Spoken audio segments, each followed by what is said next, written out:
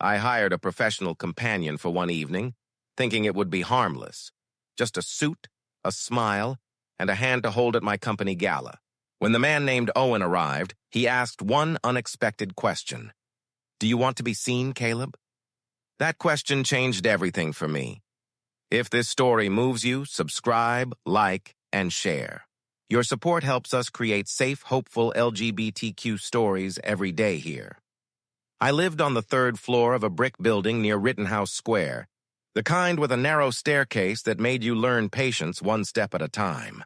I'd been in that apartment for 6 years, long enough to know which floorboards creaked and which neighbors argued softly through the wall on Sunday nights. I was the tenant who paid on time, kept the hallway quiet, and nodded politely in the lobby. I also kept my life small. It wasn't that I didn't have a good job. I did. I worked as a compliance manager for a regional investment firm, a role that rewarded calm thinking and careful wording. I was respected. I was trusted. In meetings, people leaned in when I spoke, as if my steady voice could make complicated problems simpler. Outside the office, though, I moved like someone trying not to disturb the air. My friends, what few I kept close, knew I was gay. My younger sister knew. My therapist knew. But the world in general only knew what I allowed it to know. And I had gotten very skilled at adjusting the story depending on who was listening. I wasn't ashamed of myself anymore, not the way I used to be. I was just cautious, maybe too cautious. If you've ever spent years building a life that looks stable, you understand how scary it is to change anything, even for the better. That was the year my firm started pushing culture, not in an aggressive way, in a glossy, upbeat way that came with an email subject line like, "Bring your whole self to work." It meant company events, charity nights, and the unspoken expectation that we'd all show up smiling with +1s, proving we were well-rounded adults with healthy, photogenic lives. The invitation arrived in late March, the spring giving gala at a hotel in Center City. Tickets paid for by the firm. Guests encouraged, the email said. Partners welcome. I stared at the screen longer than I should have. My office was quiet, my desk orderly, my coffee cooling beside the keyboard. I could already picture the room. Soft lighting. White linen tablecloths, a microphone near a podium, co-workers laughing too loudly, and the inevitable question from someone in leadership. "So, Caleb, who did you bring?" I'd done this before. I'd gone to events alone and made jokes about being married to my job. I'd deflected with charm, but lately it felt heavier, like the joke was wearing thin.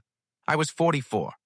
The loneliness had stopped being temporary and started feeling like a permanent address. That night, I walked home instead of taking the train, letting the city's movement keep me company.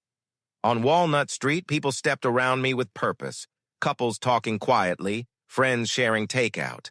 The air smelled like street food and spring rain, and the faint sweetness of cherry blossoms beginning to wake up. When I reached my building, I paused at the front door and did something I hadn't done in a long time. I admitted the truth to myself. I didn't want to go to the gala alone. I didn't want to keep pretending it didn't matter. Upstairs, I fed my cat, Edison, and microwaved leftovers I didn't really taste. I sat at my small kitchen table and looked at the invitation on my phone again. I could invite a friend, sure, but I wanted a date, even if only for one night. Not for show, not to impress anyone, just to feel for a few hours what it might be like to be chosen. I opened my laptop and typed something I never thought I would type. Professional Companion Service, Philadelphia. The results were a mix of sketchy and polished, and I felt my face get hot with embarrassment even though I was alone. I clicked away from anything that looked explicit. I wasn't looking for sex. I was looking for company, for conversation, for a kind presence beside me while I navigated a room full of expectations. I found an agency that described itself in plain terms. Social companionship for events and dinners. Clear boundaries, consent-centered, professional service. It looked legitimate. There were testimonials, rates, and something that calmed me, the word contract. I filled out a form with shaking hands, event date, location, dress code. A short note. I need a +1 for a formal charity gala. I'd like someone who can make conversation and help me feel less alone. A reply came the next day. 3 profiles. Names, photos, and short bios. One profile made me pause. Owen Hale, 37. Former EMT, calm presence. Skilled conversationalist, comfortable at formal events. Focused on respectful professional companionship. His photo showed kind eyes and a small, steady smile that looked practiced in the best way, like someone who had learned how to put people at ease. His hair was dark, neatly styled. He wore a suit, but the suit didn't wear him. He looked like he belonged anywhere without needing to prove it. I selected Owen and paid the deposit. As soon as I clicked confirm, panic crawled up my throat. What am I doing? I closed the laptop and stood in my kitchen, listening to Edison's quiet chewing. My heart was racing like I'd done something reckless. I reminded myself of the truth. I was hiring a legal professional companion for an event. I wasn't doing anything unsafe. I wasn't hurting anyone. Still, my body didn't care about logic. My body remembered fear. The week of the gala arrived too quickly. I tried on my suit, adjusted my tie, and cleaned my apartment as if Owen might inspect the baseboards. I wasn't sure why I cared. Maybe because letting someone into my space, anyone, felt intimate now. On the afternoon of the gala, I stood at my window and watched the city glow under a pale spring sun. I checked the time again. At 6 on the dot, the doorbell rang. My palms went damp. I opened the door. Owen stood in the hallway in a charcoal suit with a simple navy tie. He held himself with quiet confidence, not flashy, not arrogant. He looked directly at me and smiled in a way that made my chest loosen. "Caleb?" he asked. "Yes," I said, stepping aside. "You must be Owen." "I am," he replied. "Thank you for having me. Before we go, can we go over boundaries and expectations? I want tonight to feel safe and comfortable for you." The professionalism steadied me. "Yes," I said. "Please." Owen stepped in and glanced around my apartment politely, not nosy. Edison approached, sniffed Owen's shoes, and immediately decided he was acceptable. Owen's smile softened. "He's friendly. He's selective," I said. "That's basically a compliment." Owen chuckled. "I'll take it." We sat at my kitchen table. Owen pulled out a simple printed agreement and a pen. "Here's what I offer," he said. "Companionship, conversation, a +1 presence. I can hold your hand in public if you request it. No kissing unless you explicitly ask and I explicitly agree. No intimacy. If anything feels uncomfortable, we stop immediately. You can end the evening at any time, no explanation required." I swallowed hard. "I'm not looking for intimacy," I said. I need to get through a room full of questions without feeling like I'm shrinking." Owen studied me with gentle attention. "I can do that," he said. "And one more question, if that's okay." "Okay." "Do you want to be seen tonight?" he asked. "Or do you want to be protected from being seen?" The question landed in my chest like a small bell, clear, resonant. "I don't know," I admitted. "Both." Owen nodded as if that made perfect sense. "We can do both," he said. "We can start with protection, and if you want to be seen later, we can shift. You lead." We signed. I paid the remaining fee. And then, because the moment felt too quiet, I found myself asking the first honest question I'd asked in a long time. "Why do you do this?" I asked. "Companionship work." Owen's eyes flickered. "I'll answer that later," he said softly. "If you still want to know." That was the first open loop, though I didn't realize it yet. I only knew his answer made me curious. At the hotel, Owen offered me his arm before we walked in. "Only if you want," he said. I hesitated, then nodded. "Yes," I said. "Please." His arm was warm and solid. And when we entered the ballroom together, I felt taller, not because Owen was there to impress anyone, but because his steady presence reminded my nervous system that I wasn't alone. Co-workers greeted us. Owen shook hands, smiled, asked polite questions, listened. He didn't dominate conversations. He didn't perform. He simply made space for me to breathe. Halfway through the evening, my boss approached, glass in hand. "Caleb," she said, smiling. "And you are?" Owen turned slightly toward me, giving me the option. I felt it, him letting me decide who I was in that moment. "This is Owen," I said. My voice was steady. "He's with me tonight." My boss smiled. "Wonderful. Enjoy the evening." And just like that, the world did not collapse. Later, as a speaker talked about charity goals and community impact, Owen leaned closer and murmured, "How are you doing?" I surprised myself. "Better," I whispered back. "I didn't think I would be." Owen's gaze softened. "Good." When the gala ended, we stepped outside into cool night air. The city hummed around us, and my body finally released a breath I hadn't realized I was holding. Owen turned to me under the hotel's awning. "Would you like me to walk you home?" he asked. "Or would you prefer to end here?" A line of taxis waited at the curb. People laughed, said goodbyes. The night felt open. "Walk me home," I said. Then, because it mattered, I added, "Please." We walked in comfortable silence for a few blocks. At my building, I paused at the steps. Owen stood one step below me, looking up, his face calm and attentive. "You asked me something earlier," he said. "About why I do this." I nodded. "I still want to know." Owen took a breath. "I'm saving for something important," he said. "And I needed flexible work. But I'm good at helping people feel less alone. That part matters to me. More than I expected." I stared at him, realizing how much his presence had mattered tonight, how it had shifted something in me. "Thank you," I said quietly. Owen's expression grew gentler. "You're welcome," he said. Then he asked, "Do you want to book another evening?" "Not tonight. Later. Only if you want." I should have said no. The safe choice was to end it here, keep it clean and professional, file it away as one brave night. Instead, I said, "Yes, I do." Owen nodded once, like he was sealing something. "Okay," he said. "Good night, Caleb." As he walked away, I felt my heart twist with something unfamiliar. Not shame, not fear. Hope. And that scared me more than anything. The next week, I told myself I was being practical. I told myself I wanted to book Owen again because the gala had been easier with him there, and I had another event coming up, and it simply made sense. The truth was, I wanted to hear him laugh again. I wanted to feel that steady calm beside me.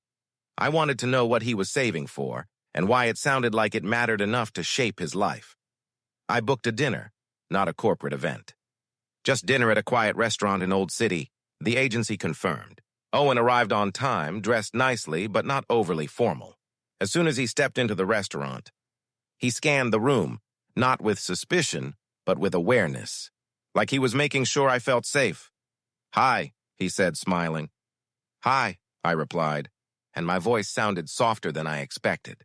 We sat. We ordered. We talked. At first it was light, books, movies, the best bakery in town. Owen had a dry humor that made me laugh without trying. He asked me questions that weren't invasive but were real.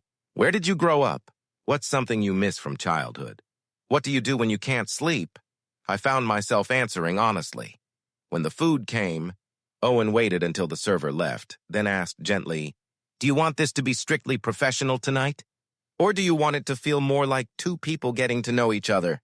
My fork paused mid-air. "What's the difference?" I asked. Owen's eyes held mine. "Professional means I keep things on the surface unless you invite more," he said. "Getting to know each other means I let myself be more human, too. I tell you the truth, not just the safe version." "I want the truth," I said. Owen nodded. "Okay," he said. "Then I'll start with mine." He told me about being an EMT in Pittsburgh for nearly a decade, about the long shifts and the adrenaline and the quiet trauma that accumulates in the body. He told me about the night he realized he couldn't keep doing it without burning out completely.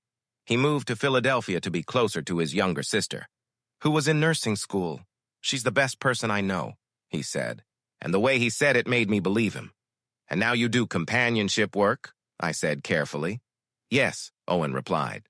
"And before you ask, I'm careful about what I accept and what I don't. I don't do anything that feels unsafe. I have boundaries. I work through the agency because it keeps things clear." He watched me, as if waiting for judgment. I didn't judge him. I felt something else, respect. For someone who knew his limits and protected them. "What are you saving for?" I asked. And my heart kicked up again because this was the question he'd promised to answer fully. Owen's gaze dropped to the table. "My sister's student loans," he said. "And my mother's house." "Your mother's house?" "She lives outside Pittsburgh," Owen explained. She's getting older. The mortgage isn't huge, but it's enough to keep her anxious. I promised I'd help. I don't want her to lose the place where I grew up. It's the only steady thing she's ever had. The sincerity in his voice made my throat tighten. That's a big promise. I made it, Owen said. I keep my promises. There was the second open loop, though again I didn't name it. Owen keeps his promises.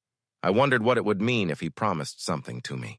Dinner ended and we walked to the river, the water reflecting city lights. A cool breeze moved between us. Owen kept his hands in his pockets, respectful, not assuming anything. I stopped near the railing. Can I ask you something? I said. Anything? He replied. Do you ever feel lonely? I asked. Doing work like this? Owen's mouth tightened slightly. Sometimes, he admitted. It's strange to be close to people and still feel alone. But I also meet people who are genuinely kind. People who just need a little courage. That helps. We stood there quiet. The moment felt delicate. Like if I said the wrong thing, it would break. Owen, I said softly. Are you lonely right now? He looked at me with those steady eyes. Yes, he said. A little. My chest hurt. Not from sadness exactly, but from recognition. Me too, I admitted. Owen nodded as if he understood. I know, he said gently. I can feel it in the way you scan rooms, in the way you apologize for taking up space. I laughed once, surprised and not amused. Is it that obvious? To someone trained to notice, Owen said. We walked back toward my building. At my door, I hesitated. Would you like to come up for tea? I asked quickly, then added, no pressure. We can keep it professional. Just tea. Owen paused. Only if you want it, he said. And only if we're clear. Tea, conversation. Nothing else unless you ask. And even then, we talk first. I nodded. That's what I want, I said. Tea and conversation. Upstairs, Edison inspected Owen again and then settled near his shoes like he'd already decided Owen belonged. We made tea. We sat on my couch. And the longer Owen sat in my living room, the more I realized something uncomfortable. I didn't want to pay him to be here. I wanted him to want to be here. The thought made my stomach flip. It wasn't romantic yet, not fully. It was something more fragile, a longing to be chosen without a transaction. Owen, I said, setting my cup down, can I ask you something that might be unfair? He looked at me. Ask, he said. If you weren't being paid, I said, would you still be here right now? Owen's expression softened into something complicated. That's a fair question, he said. And I'm going to answer honestly. My breath caught. I would, Owen said. I like you, Caleb. I liked you the first night. Not because you hired me, because you looked terrified and still showed up. Because you asked about boundaries. Because you didn't treat me like a fantasy. You treated me like a person. The warmth in his words hit me so hard I blinked fast. Then why are we doing this the paid way? I asked quietly. Owen exhaled. Because it's safer, he said. For you and for me. You get companionship without risk, and I keep control of my time and my boundaries. But, he paused, but I can feel you wanting something more real, and I need to be careful because of me, I asked. Careful because of both of us, Owen replied. Because feelings change the rules. He was right. I could feel it happening, something shifting inside me, pulling me toward him like gravity. What do we do? I asked. Owen looked at me for a long moment, and then he said, we tell the truth. Right now. I nodded. I like you, Owen said. I'm attracted to you. But I won't blur professional boundaries while I'm working. I've learned the hard way that mixing feelings with paid companionship can hurt people. I swallowed. I respect that, I said, even though part of me wanted to argue. And you? Owen asked. What's the truth for you? I stared at my hands. I think I'm falling for you, I admitted. And that scares me because I've built my life on not needing anyone. But I needed you the first night, and now my voice tightened. Now I want you, Owen nodded slowly. Thank you for saying it, he said. Here's my suggestion. I waited, heart pounding. We finished this booking like we agreed, Owen said. Tea, conversation, then I leave. Tomorrow you call the agency and cancel all future bookings with me. Not because I don't want to see you, but because if we're going to explore this, it has to be real. No money, no contract. Two adults choosing each other. My eyes stung. And if I do that, I asked, will you actually see me? Owen's smile was small and sincere. Yes, he said. If you want me to. That night, Owen left after tea and conversation. No kiss, no dramatic moment. Just a quiet goodbye that somehow felt more intimate than anything else. The next morning, I canceled all future bookings. My hands shook as I did it, and for the rest of that day, I waited for Owen to disappear to decide it was safer to keep distance. To ghost me the way people sometimes do when vulnerability shows up. At 7:14 p.m., my phone buzzed. A text. Hi, Caleb, this is Owen. Not through the agency, just me. If you'd like to get dinner this Friday, I'd like that. I stared at the screen so long Edison meowed at me for ignoring him. Then I typed back, yes, Friday. And for the first time in years, I felt the kind of nervous excitement that makes you believe life still holds surprises. Friday arrived wearing sunshine like a promise. The air was soft, the kind of spring evening that makes you want to walk instead of rush. I stood at my mirror, adjusting my collar, telling myself to breathe, telling myself this was just dinner. Then I heard a knock. Owen stood in the hallway, no suit this time, no professional polish. Just a dark jacket, jeans, and that steady smile. Hi, he said. Hi, I replied.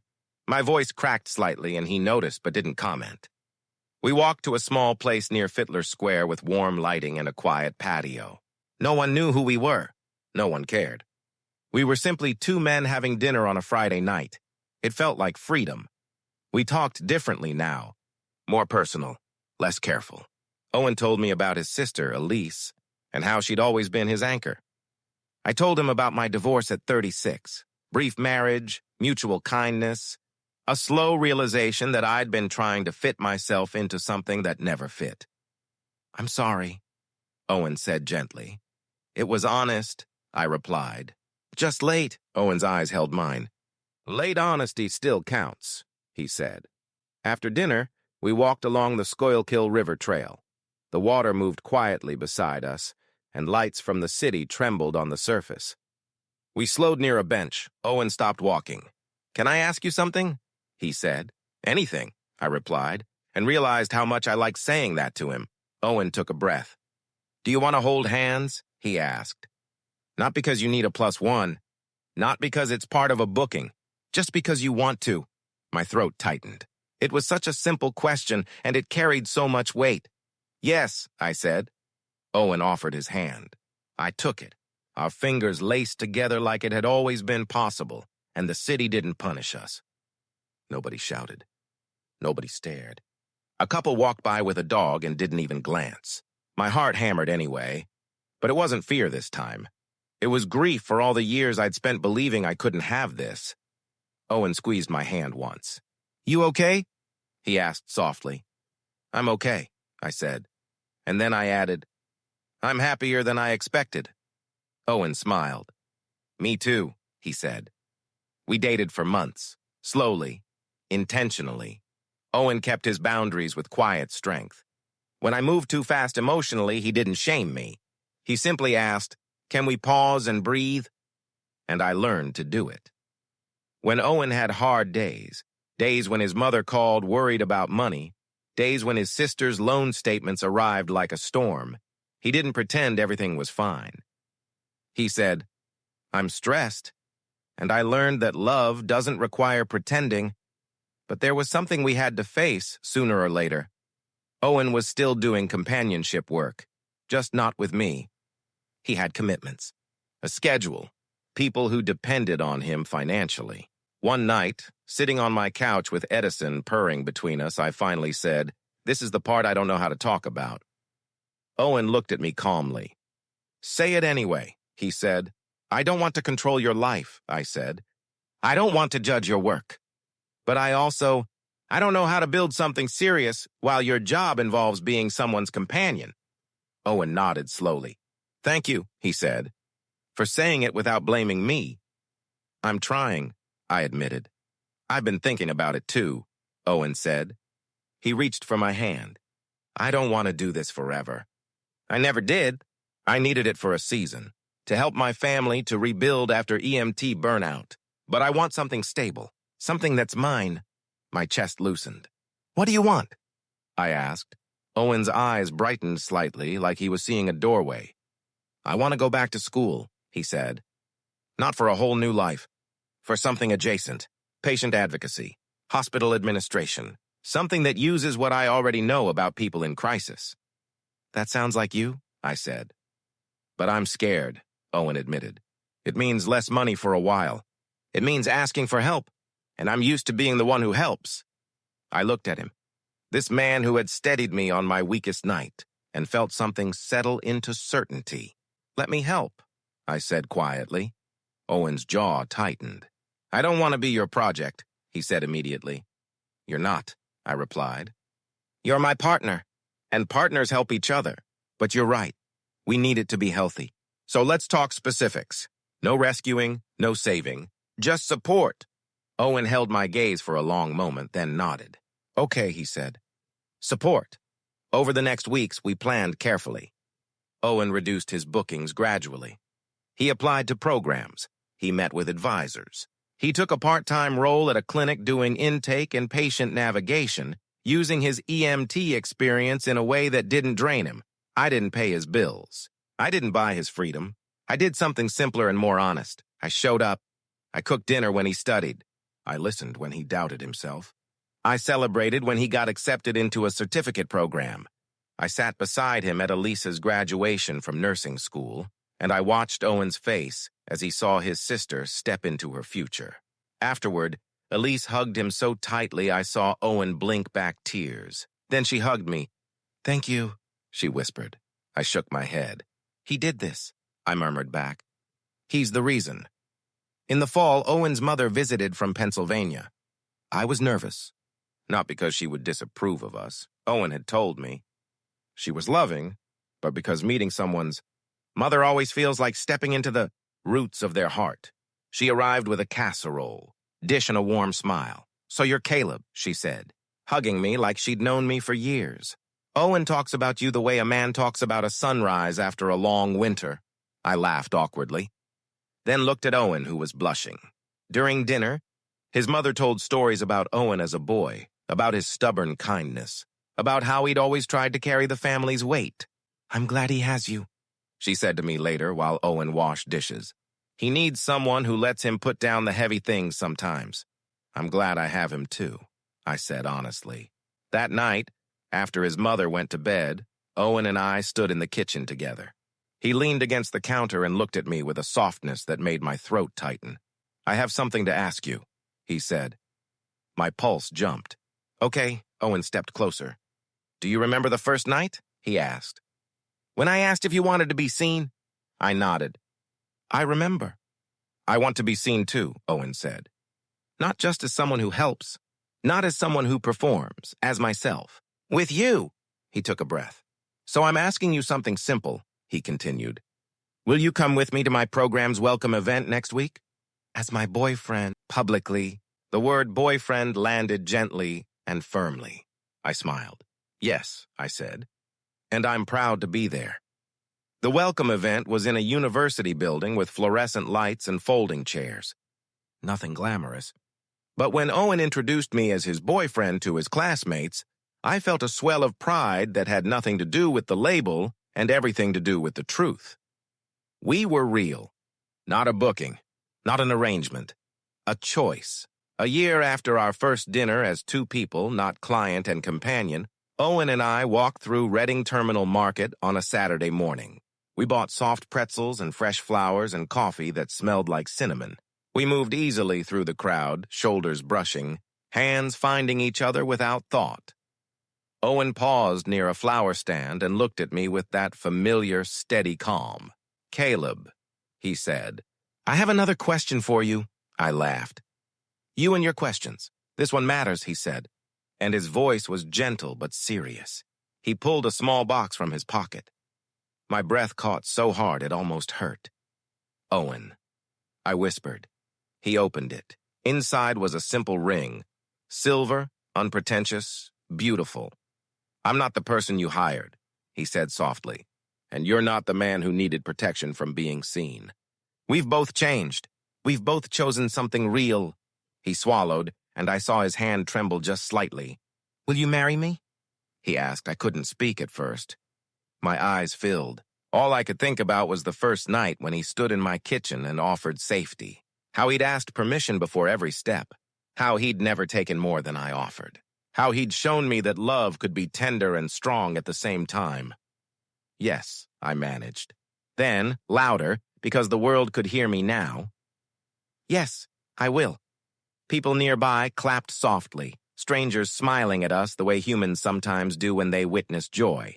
Owen stood and slid the ring onto my finger with careful hands. Can I kiss you? He asked, still asking, still honoring consent even in celebration. Yes, I said, smiling through tears. We kissed in the middle of the market, gentle and sure. Edison would not have approved of me kissing without him present, but I forgave that.